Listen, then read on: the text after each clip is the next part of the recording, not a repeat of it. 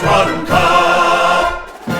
It is a Sunday, the 3rd of May. Everyone relax. This is Two Guys One Cup, an AFL adjacent podcast. My name is Charlie Clausen, and I'm very pleased to be joined by the host of, when I started doing this football podcast, I had dreams of maybe like it would just be enjoyable to talk about football and, potentially see the Saints, win from time to time. But that's probably been few and far between. My guest, Dom Fay, has a Brisbane Lions podcast called The Raw Deal that he does with Michael Whiting. Fair to say it's been an enjoyable few years doing your footy pod? Well, you know what? Mike and I did it for the club for a bunch of years, Charlie, and we went out on our own at the start of 2023. Okay. And since that point in time, the Great. Lions have made every AFL men's and women's grand final. So it's been a pretty good run, yeah. So you were the official pod and then you were made unofficial? What's the history there? Yeah, so this goes back to 2013, actually. I was only 19, I think, years old, and Mike and I started doing this pod for the Lions back then. Back then, they'd upload 15-minute audio clips with a still image to YouTube, and that was the podcast. It's called the Brisbane Lions Fancast. Engaging stuff. It's still out there if anyone's interested. and then we went away and did some stuff with the ABC, then came back to the club the end of 2017. Our first episode was with Chris Fagan. This is the story I think I've told you before about him leaving his phone in a taxi. Yeah. And then they dropped us at the end of 2022 because they wanted to do a player podcast with Hugh Always McCluggage a terrible idea. When clubs do that. 8 episodes. I remember the Saints tried one of those with Jaron Geary, Seb Ross, and Jack Billings. And it was like, I'm a Saints nut, but it was interminable. I listened to like 3 episodes and like, oh, this is awful. Yeah, well, it's interesting actually because in my podcasting history as well, in 2016, I did do a podcast for the Lions called Inside the Players Lounge, I think, and it was me hosting with Mitch Robinson. All right. So the two of us did it together in 2016, which was the Lions' record poor season, average losing margin about 80 points. And that there were some loose episodes towards the end of that year as Robbo was losing interest in it all, and it was hard to get him to agree on a time. I mean, I think those ones have been scrubbed from the internet. I was going to ask, so that's interesting, right? Like, because you are outside the bubble and you've got someone who's inside the bubble. So how candid was he, or how candid could he be? Or were you given talking points by the club? No, it was remarkably relaxed. I mean, there's been a certain saga this weekend that suggests the Lions might be quite relaxed with their confidentiality. And it dates back that far. I mean, they're just it's a pretty casual place, Brisbane, and I don't think. Well, 2016 too, you kind of weren't, you guys were off the radar a little bit. Like, yes. Queensland footy was definitely off the radar. So there probably would be lax, or any kind of. Well, you probably want a controversy at that point, right? It's like, can we get Fev back? we need some press. Look, in the most respectful way it can be said, I don't think anyone was banging the door down for Justin Leppich's game plan. I think back then it was honestly just trying to get any sort of media coverage around the club at all was almost impossible. So most of the time it would be Mitch and I. He'd have to try to explain on behalf of the group why they'd lost again by 100 points. And that they're going to do better next week. I was also the match day MC at the Gabba that year, and they used to send me out with the mic at 3/4 time and tell me to get the crowd up and about, to make some noise. And at one point, I remember turning to the person managing match day and saying, "What do you want me to do? We're down by 90 points to Fremantle, and they're not even good at the moment. What do you want? What do you expect from me? I can't work miracles." It's a hard year. Those match day activations are a bit of a scourge. I know.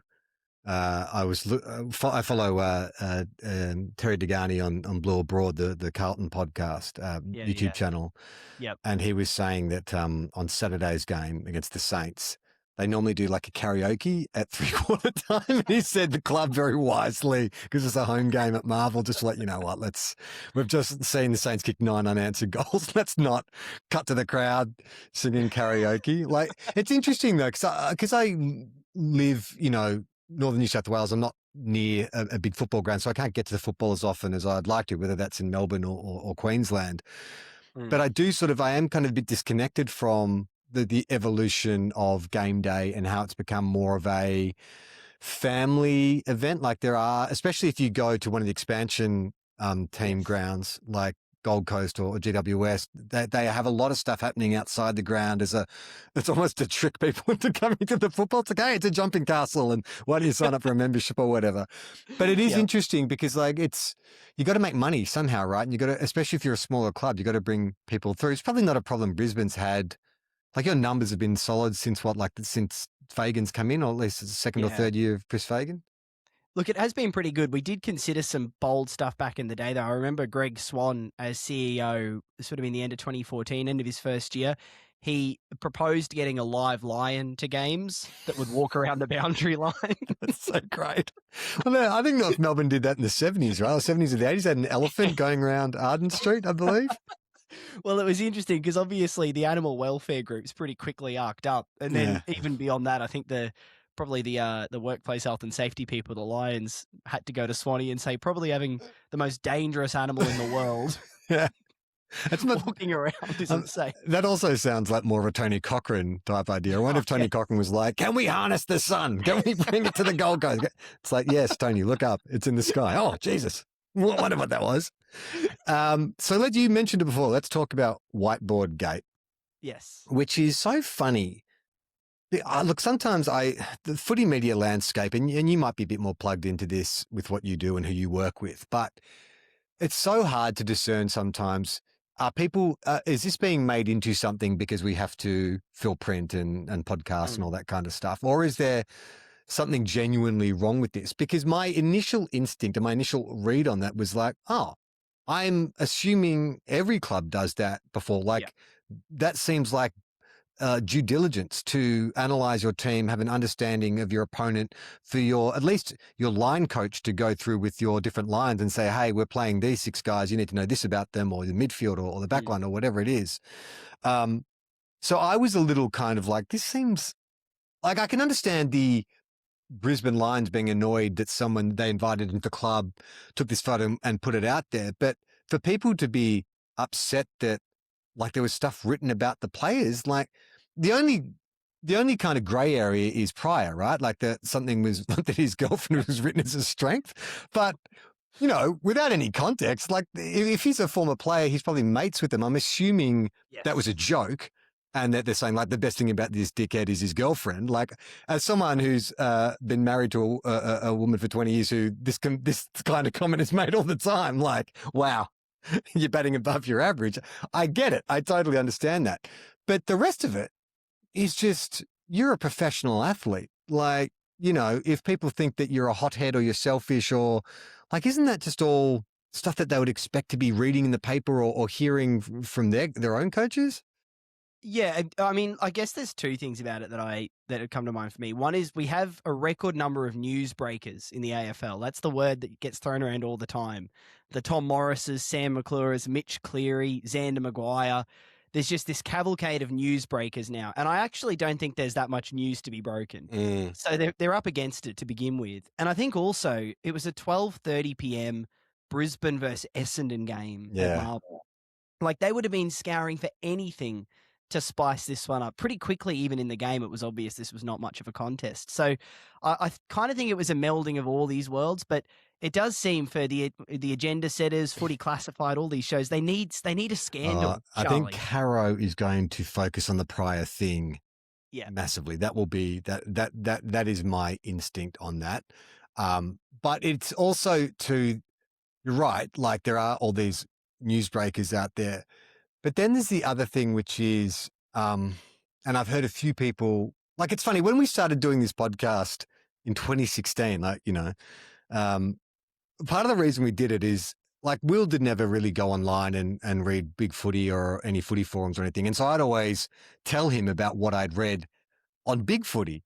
And so when we sort of started the pod, we kicked around an idea of maybe we should do like the Big Footy corner, where we just take 5 to 10 minutes and read the most insane kind of conspiracy posts off Big Footy. Now that's where major news outlets get their stories from. It's like, you know, it was posted to an Essendon forum or like Reddit or something like that. So it's kind of insane that, you know, we are now, legacy media is turning to new media but at the same time denigrating new media. Like I feel like, which one is it? You know, like are these guys operating outside the bounds? And if so, then don't pay them any attention. Like, you know, it was only 5 weeks ago that Dan Gorringe was getting in trouble for playing that Sam Doherty tape, and now it's like, well, you're getting stories off like a Bombers forum. Like I don't know. Right. It Right. just feels a bit hypocritical to me. Well, and it's interesting. I think everyone, if you have any insight to footy, you know, if you walk past a player at Woolies, you're messaging the group chat saying, you know, I mean, literally this afternoon I was at the Woolies down the road from me and Jasper Fletcher was there. And I'm looking over at his basket going, what's Jasper buying? You know? Well, I think Chambo and Rosie on Junk Time, they had a segment called Footballers in the Wild, and that literally people would write in with stories like that. Right. So people love to have inner sanctum access, right? And I think this is like in a basket access, in a checkout access. He's eating healthily, by the way, Jasper, which is good to see. Tell me, I want to know what was in the basket. I saw plenty of carrots. I saw plenty of tomatoes. I saw, you know, Easy Mac. The mac and cheese. Yeah. You had one of those in there. I guess a carb load before a game. I mean, I'm surprised about tomato because tomatoes can be inflammatory. So it's interesting. Okay. Interesting. Yeah, right. Call Mitch Cleary. Yeah. We've got one. But I just think there's this hunger. If you've got any kind of inner sanctum access, you kind of want to feel like you're in the know. And that's what big footy is. You know, people share their in the knows. And actually, I had a really funny story when I was 18, I went down to Melbourne to do some work experience, some interning on Trade Radio. Damien Barrett was hosting this particular afternoon shift. I did 3 or 4 days with Trade Radio. And I was a big footy nuffy back in the day. Yeah. And on one of what was your the handle? forum, well, it's still active, so I probably shouldn't share. I've got one on there. You can look me up. I don't think I've ever posted. It was Ironic Cheer. It was my ironic cheer when the crowd gives an ironic cheer.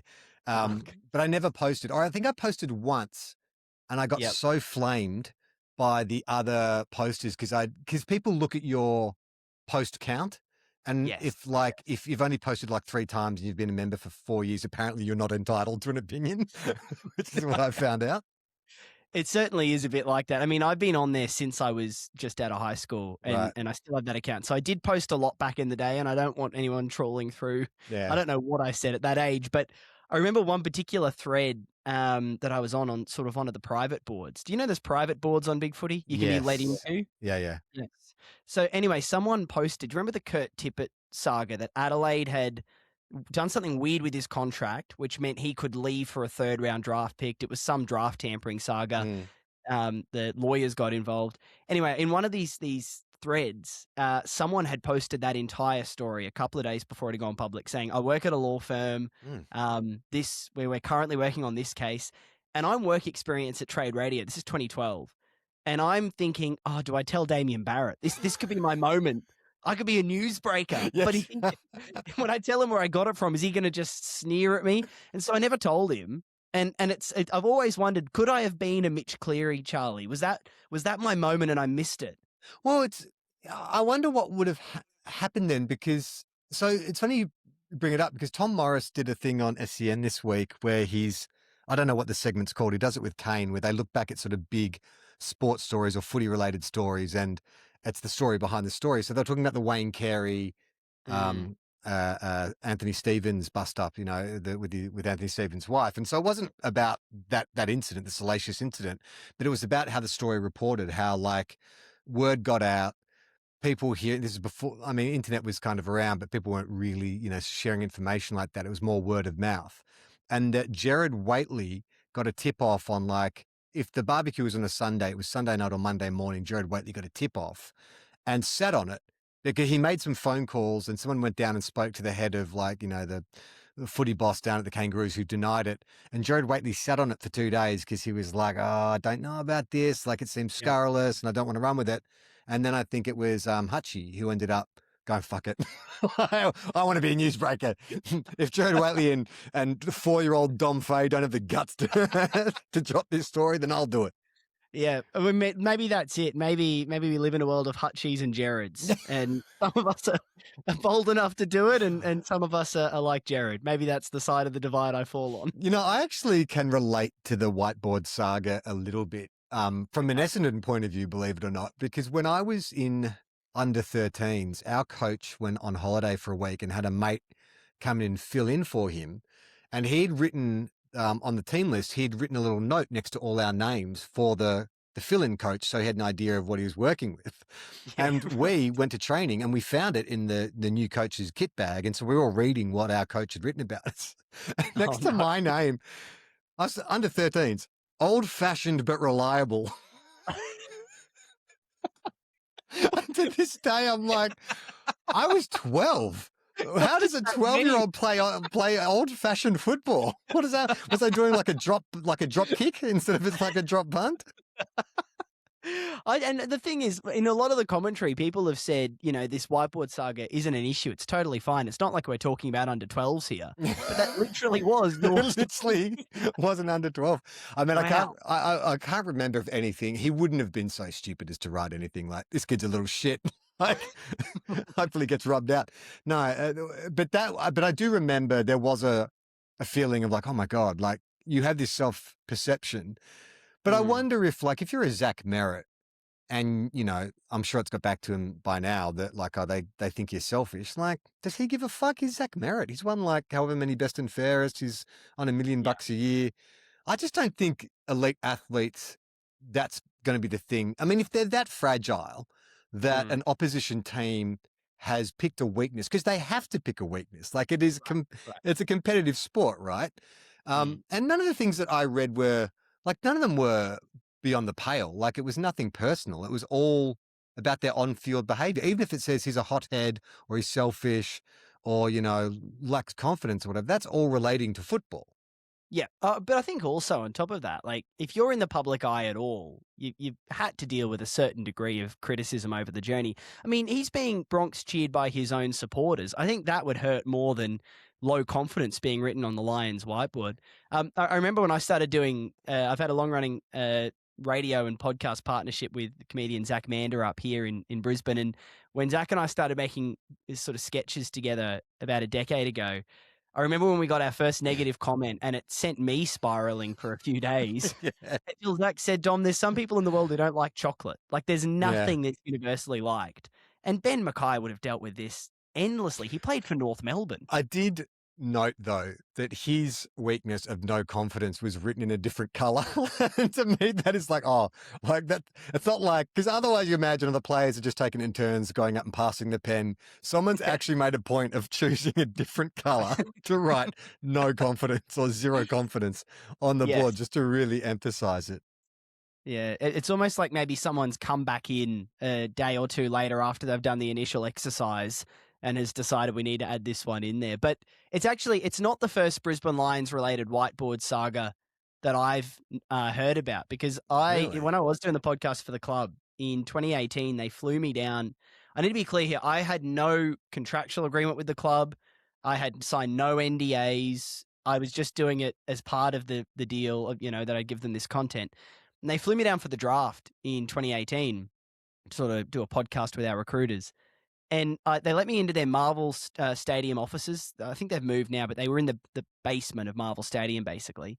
And I still remember they said, all right, you can set up in here, Dom. And I walk in the room and there's this massive whiteboard that has every player in the competition when they come out of contract and then stars next to the ones they're interested in. Yeah, right. And I'm looking at this board. This is late 2018. I see Joe Danaher's name on the board with a star next to it.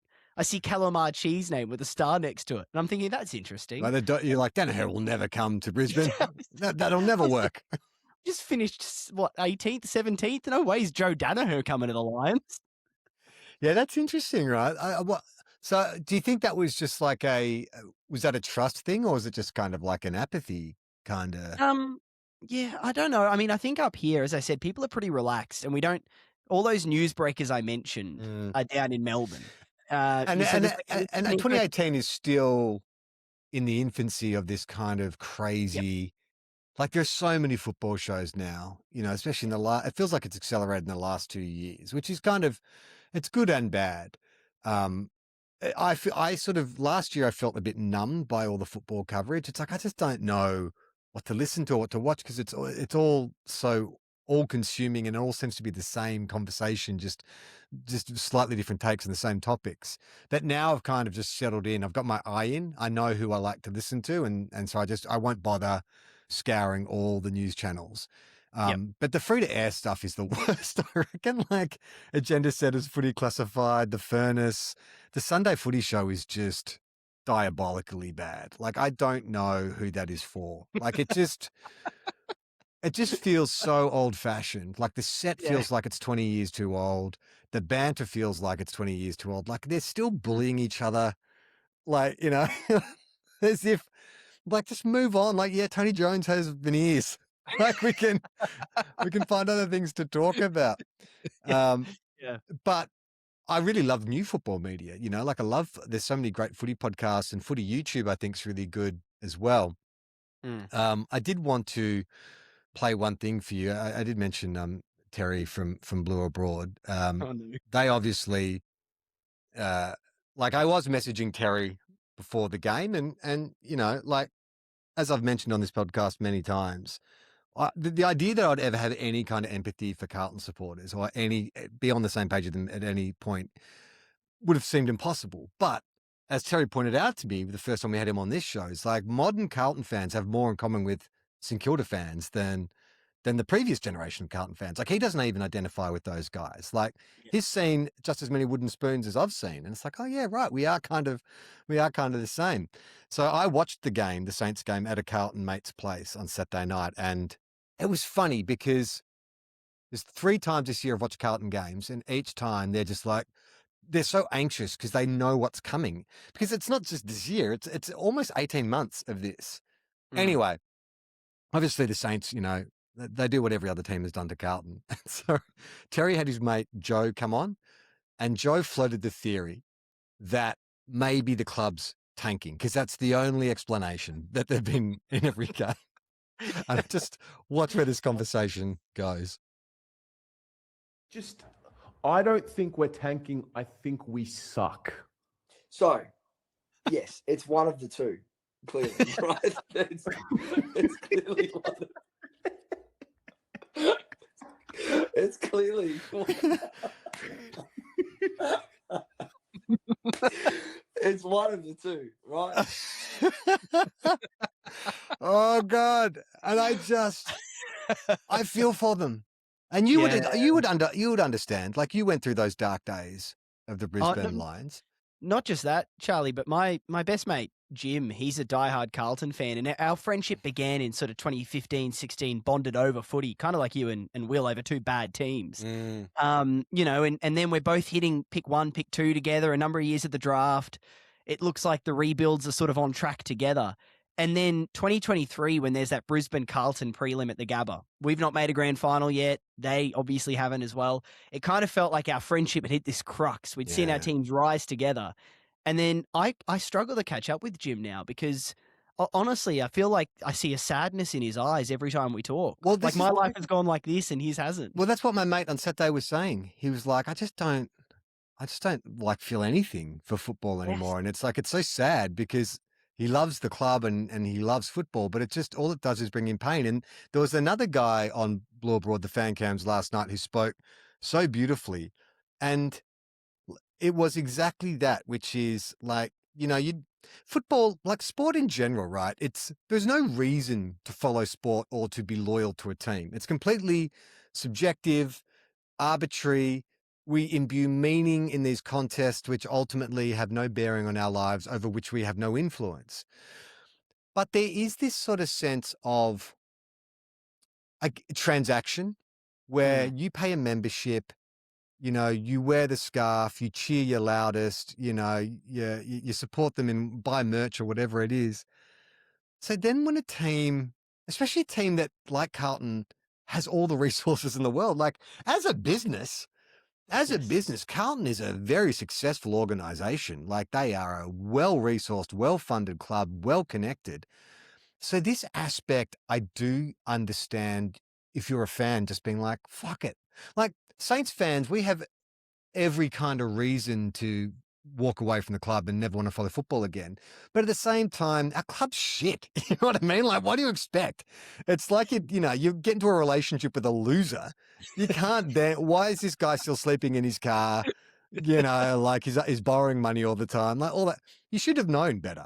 But I think if you were like a Carlton fan, and I can't really think of, I guess Bombers, Carlton or the Bombers, they're the two clubs which would just be having the most amount of whiplash at the moment. And I'm not sure if you saw this, but Ross Lyon made a point about 4 or 5 weeks ago. Yes. Yeah. About he doesn't think it's a good idea to let these powerhouse clubs like Richmond, Essendon, and Carlton wither on the vine, because there's still the highest concentration of footy fans in Victoria, and if we cede all that ground or put too much attention into other states, then we may lose a really important part of our footy history and footy culture. Yeah, and I think Ross was bang on with this. I mean, if I asked you right now, looking at the list profile and the cultures of Collingwood, Essendon, Carlton, Richmond, probably the big four in a sense still, which club, if you had to pick one of those to support who you had the most confidence was going to have good times in the next decade, who would you even pick? Because Collingwood's great. They're still good now, but their list is so old. Richmond have the makings of it, but that they're still getting thrashed every week and there's no guarantees. And then Essendon and Carlton are just completely lost. It was a chat that Mike Whiting and I had on the Raw Deal recently that the 4 biggest clubs in the competition, and you could perhaps throw West Coast in there financially as the 5th.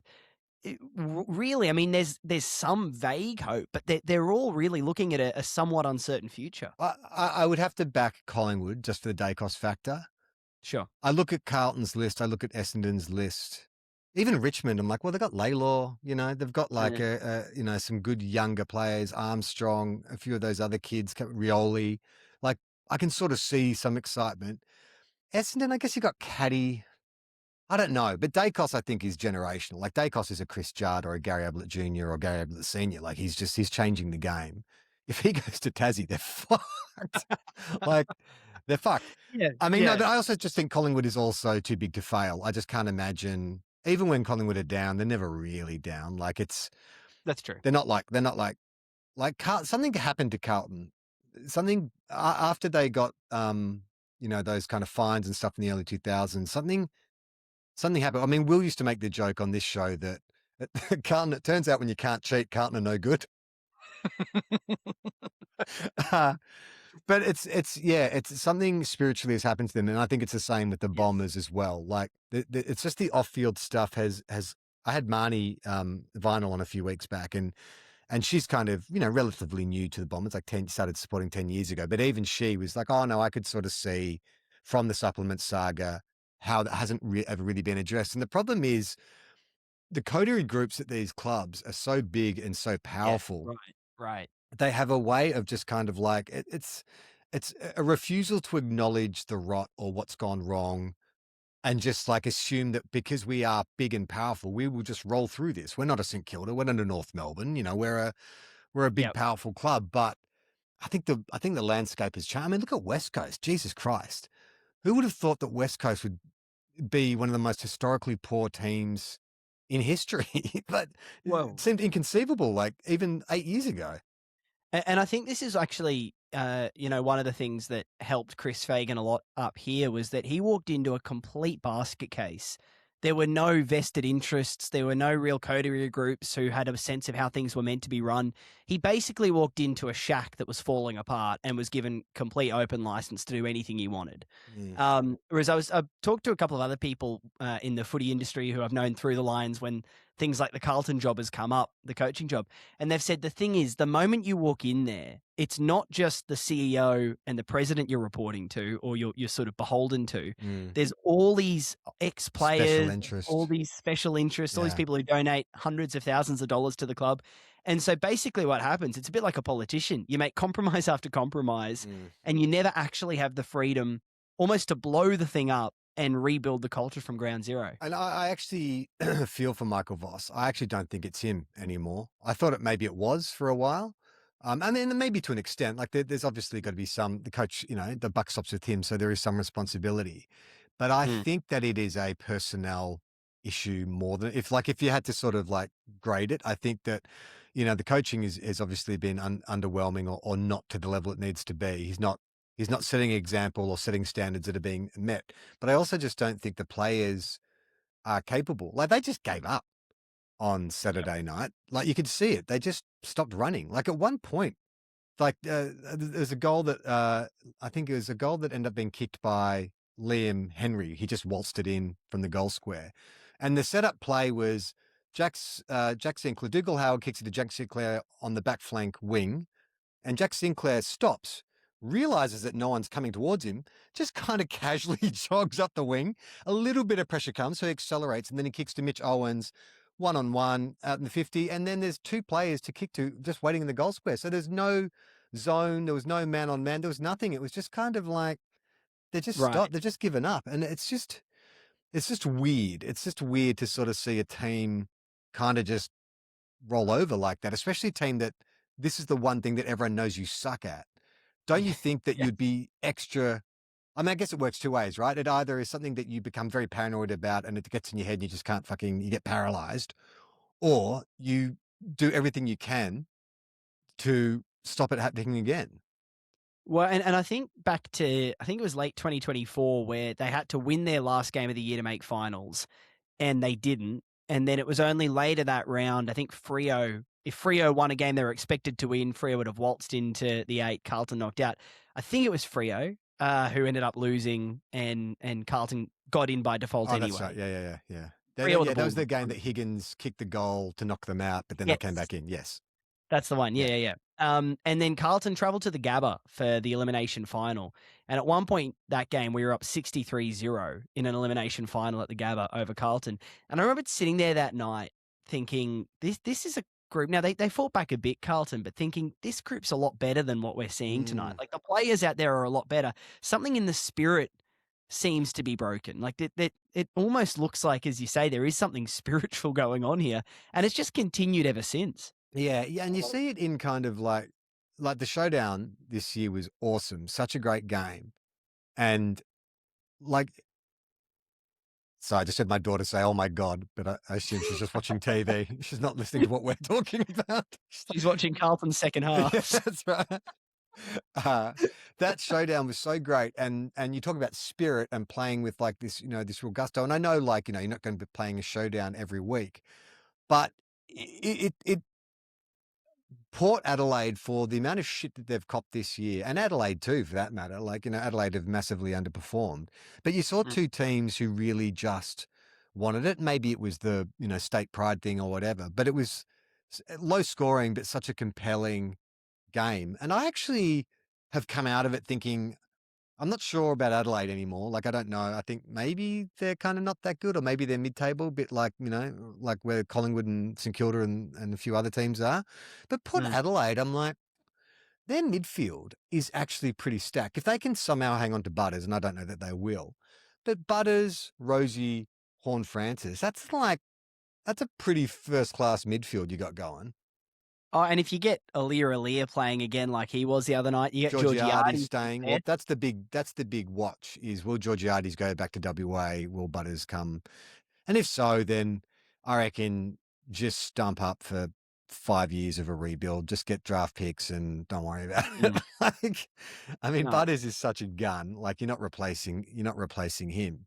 But then, you look at the Bulldogs, and they came out flying against Freo, and I'm such a big Bulldogs fan. I just love the way they play, and I think they are the opposite of Carlton as well, where fucking however many injuries they've got, all their best players out. The Bont, did you see the strapping on the Bont's knee? It's like his entire leg was strapped. It's like, and he was still the best player on the ground. It's insane. Yeah, but the way they came out, and it was just they just ran out of puff. They just didn't, they didn't have enough kind of first choice players in there. But you didn't sort of walk away from that game going, oh, the Bulldogs are no good. You're like, they got spirit, they got heart, they're well coached. And even Richmond, like, I could probably point to like nearly every game apart. But Carlton, and I don't know, the Bombers, I feel like they're in a different category to Carlton, because Carlton have players and are sucking. I don't know that Essendon have the capital for why they're sucking. But it's strange, right? Like, maybe, I don't know. Now you made me, or I've talked myself 180. Maybe it is Michael Voss. Maybe that it all starts with he can't motivate him. Yeah, but if you have a friend who's had 4 tragic relationships, you kind of at the end of the day, you go, maybe the problem is with you, Yeah, right. not all these partners, because this is the exact same saga. You think about how bad it was under Mick Malthouse, Yeah. then how bad it was under Brendan Bolton. I mean, we played Carlton the week they sacked Brendan Bolton in 2019. David Teague took over as the caretaker. Teague train. And yep, they beat the Lions at Marvel, and suddenly there's this new savior coming, and then Teague goes, and then the new savior is of Voss. It feels like this cycle that they keep looping through a little bit, and I just feel like it's possible, yeah, that they've made since Brett Ratton that they've made 4 wrong choices. You know that Malthouse and Bolton and Teague and Voss, are those the only 4? I think those are the 4 Carlton coaches since Ratton. Bolton, Teague, Voss, yeah, Ratton. That's right. Oh, and Malthouse, yeah. John Barker might have been a caretaker at one point, but anyway, those are the 4 coaches. Now, it's possible they've made 4 wrong calls since sacking Brett Ratton, which maybe was a wrong call in itself. But you look at that and you kind of think, now it's possible those 4 were just the wrong people. But I feel like this runs deeper at the club than that, because they're 4 very different types. And if none of them could get a result, then what's going on there? Well, another caller on Blue Abroad fan cams made this point, which I thought was really interesting, because you know that before they went with Michael Voss, they interviewed Ross Lyon. Yes, and Ross Lyon refused to be interviewed or something like that. Was like, if you want me, my record speaks for itself, or whatever. I don't know what the ins and outs were, but they didn't see him for that reason. And this Carlton supporter was saying, look, you know, he doesn't know whether or not Ross Lyon's, you know, going to get St Kilda to a premiership or a grand final or anything, but he's gone, but look at where St Kilda are positioned in terms of relevance now. Like Ross Lyon's come in, all of a sudden their president's kicking up a fuss about the Northern Academies and the draft. Whether you like them or hate them, you know, they're overpaying to get a bunch of players, and like them or hate them, they're kind of relevant. And they have this kind of like, there is a sense of pride, or at least us against the world mentality, which, you know, he's gone, I kind of wish we've had. He's gone, Ratton, good coach, nice guy, didn't have that kind of aura. Bolton, Teague, the same. He's gone, and I think Michael Voss is a bit the same as well.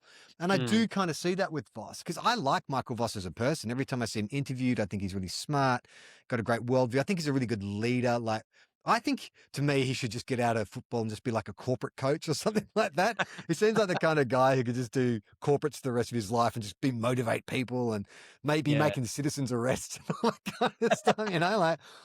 Coaching is a stressful game, just like go into that space. But I don't feel like he has that aura of a Bevo. I mean, Chris Fagan in a fucking crazy way has an aura, right? Doesn't he? Yes. I mean, absolutely does. It's a very disconcerting, or it's a different aura to the rest of them. But he definitely is someone that the players obviously love and respect, and the success speaks for itself. You know, Chris Scott.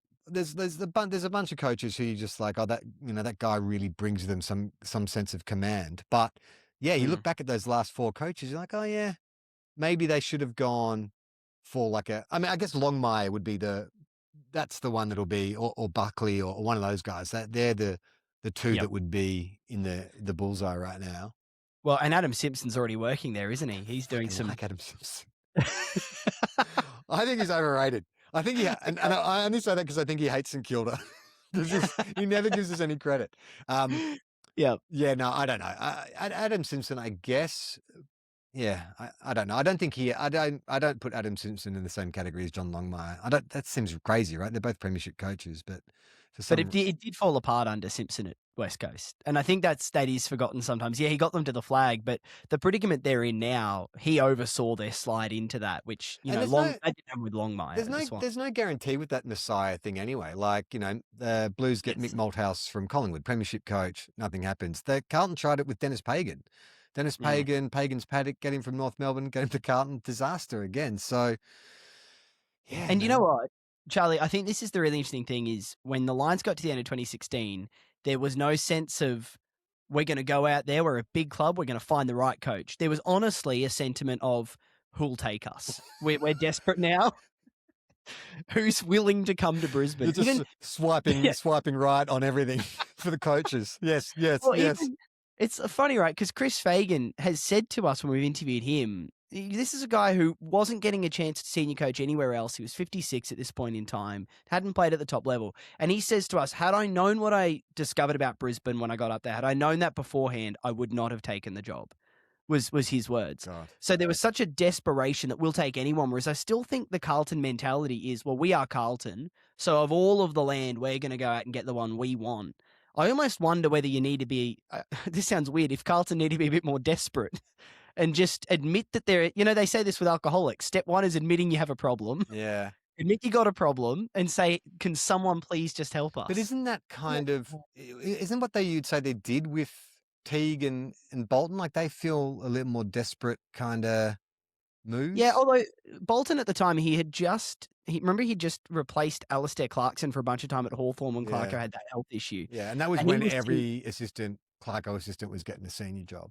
Yeah, and Bolton seemed the obvious coach in waiting in the competition. And the Teague thing was this. I actually almost think Carlton have tried all the different avenues to get a good coach. They've tried the Messiah. Yeah. They've tried the gun assistant. They've tried the caretaker coach who's got momentum, and they've tried the superstar former player. And so I almost feel like whatever it is, they've tried it from every single angle. The only angle they haven't really tried yet is that almost humbling of themselves to say we're a broken organization and we need help. Yeah. Oh man, it's just so bad. I don't want to be talking about Carlton this much, but I find it fascinating. Oh, well, they've got us. They're here at the Gabba on Friday night. Oh, dude, I mean, that was the other thing too. Like everyone that was on the fan cams is just like, Jesus Christ, like what do we do next weekend? Do we just not turn off all media? Just go on a blackout?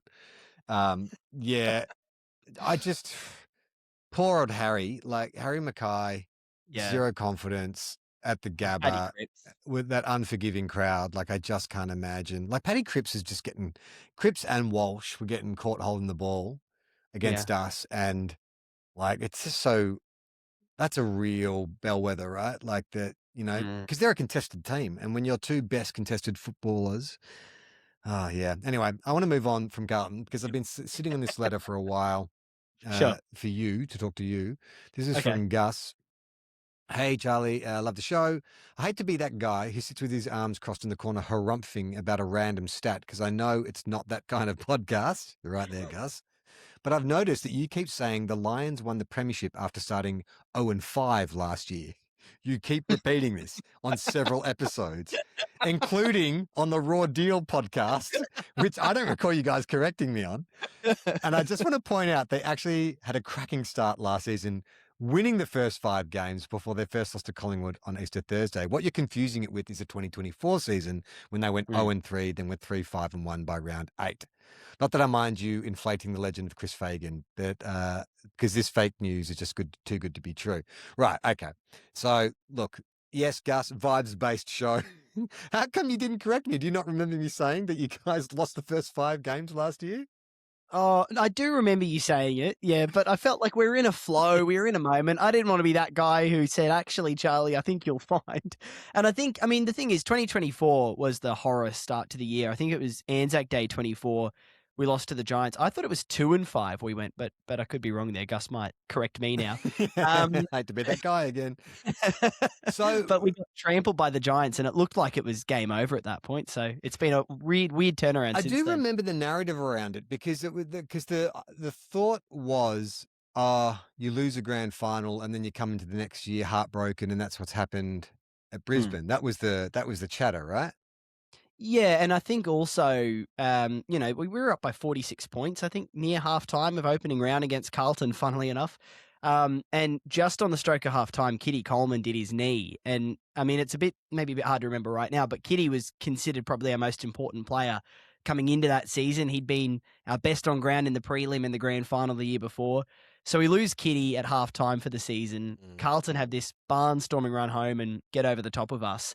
And then I think the Vegas story started circulating a little bit around that point. So there's about 2 months at the start of 2024 where it, and Fags himself has admitted that he wondered if this was the end for him. So I think that was what made the turnaround in the premiership in 24 so remarkable. Was numerous times that year it felt like game over. and then we somehow pulled it off. I don't think the Lions are going to ever have to sack Chris Fagan, because I think it would be easy enough to just pretend like he's still coaching. Like, just like, you know, he won't know the difference. To say, oh yeah, Fags, modern technology. We just need you to coach from this room now. Put on this headset, it's not plugged in, and just put on like a replay of like old games, and just put some information through there. Meanwhile, your new coach can be out with them on the track.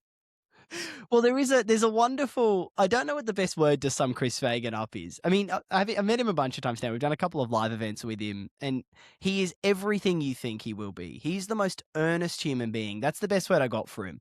He's the most earnest human being you could begin to imagine. Did you ever hear that episode we did where we found his pocket profile from when he used to play in Tassie? And it's like, what's your favorite drink? And it's like milk. A cup of tea, I think it was. was You can beat an egg, but you can't beat a cup of tea. Adorable. And it's so, like, it's exactly who he is. Even we did the first live event we did with him at a suburban theatre in Brisbane at the start of 2024.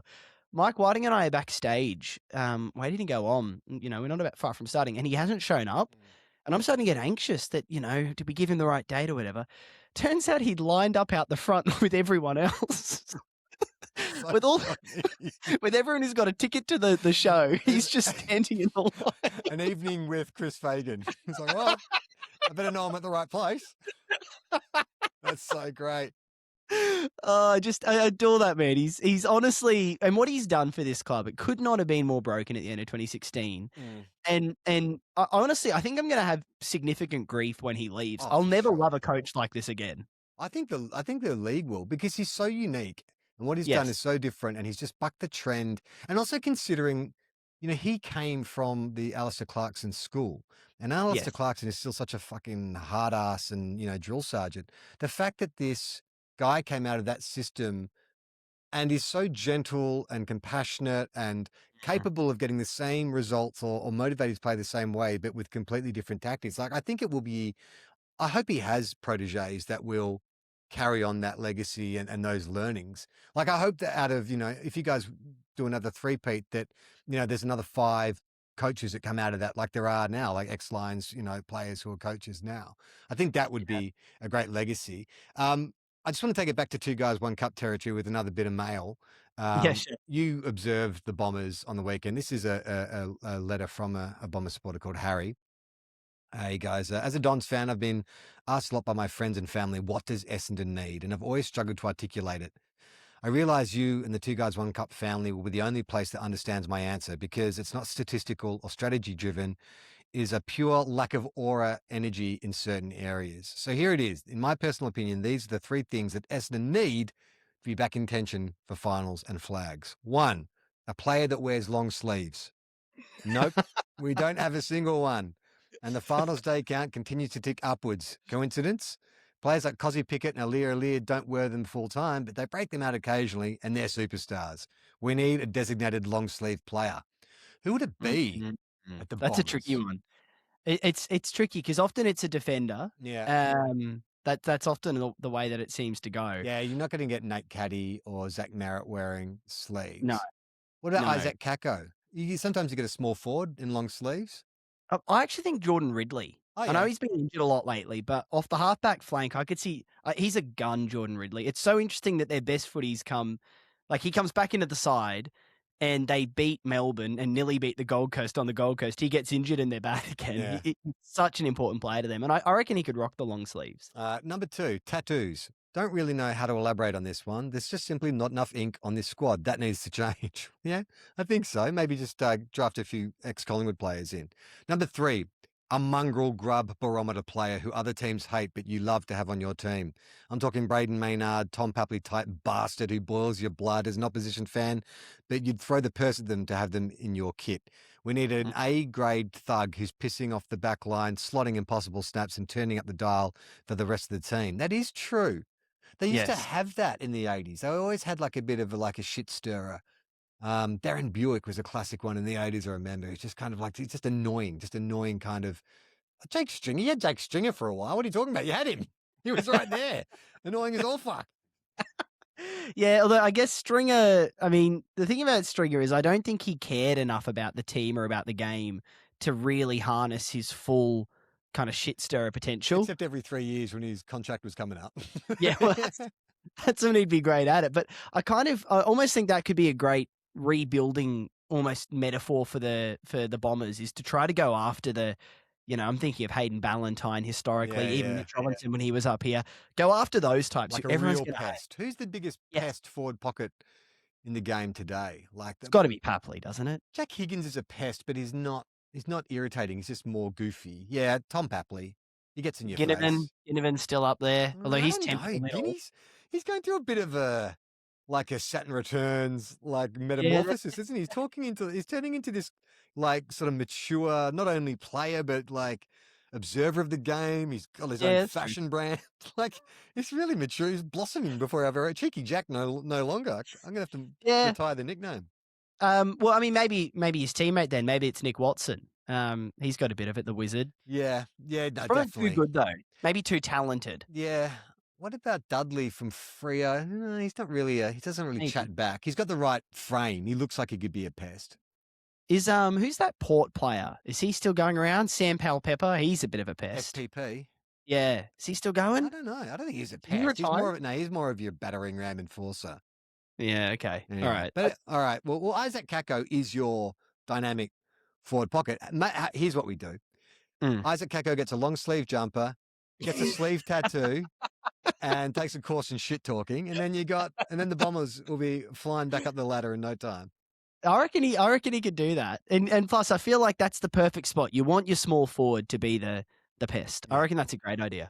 Harry finishes off with another footballer in real life sighting. P.S. Bit of info you might find important. Clayton Oliver ordered a coffee in front of me at the Adelaide Virgin Lounge the other day. His coffee order is lactose-free latte.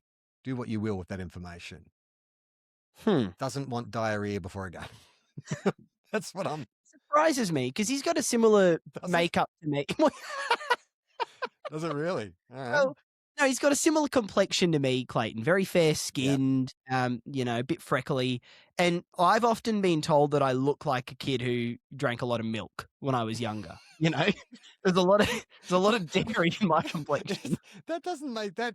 I assume what I'm inferring from that is people think because you drank so much milk, it changed the pigment of your skin. I don't know that's biologically sound.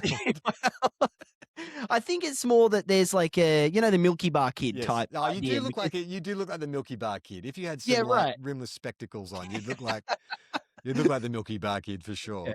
I can do a live action. As we're recording this, the Suns and the Giants game is underway. Well, it's actually half time. It's very close. 32, the Suns leading 4 points. Giants who are 28, 3 goals, 10. This is what the Giants. They've been a very frustrating watch this year. 3-10 they've kicked.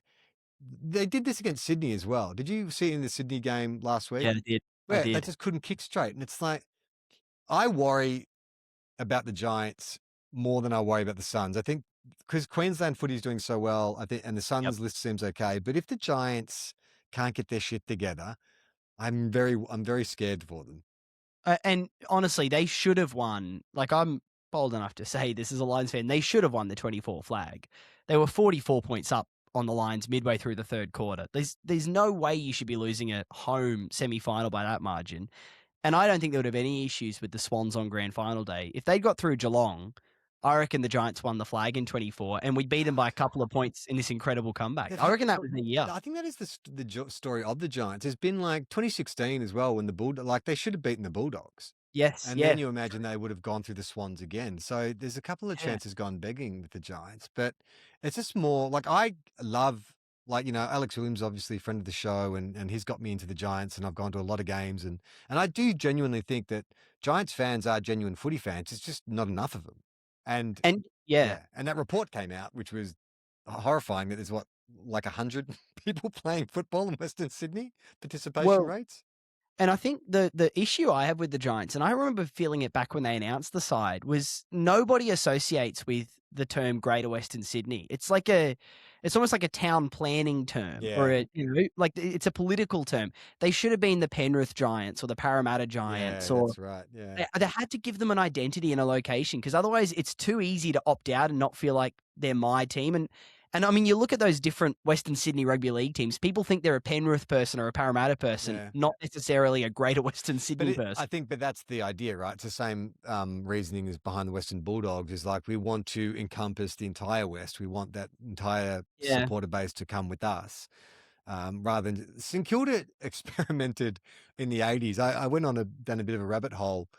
They were going to rebrand as the Southern Saints in like 1988. Really? Yeah. There was a movement because we wanted to own the peninsula, Mornington Peninsula, Melbourne down to Frankston.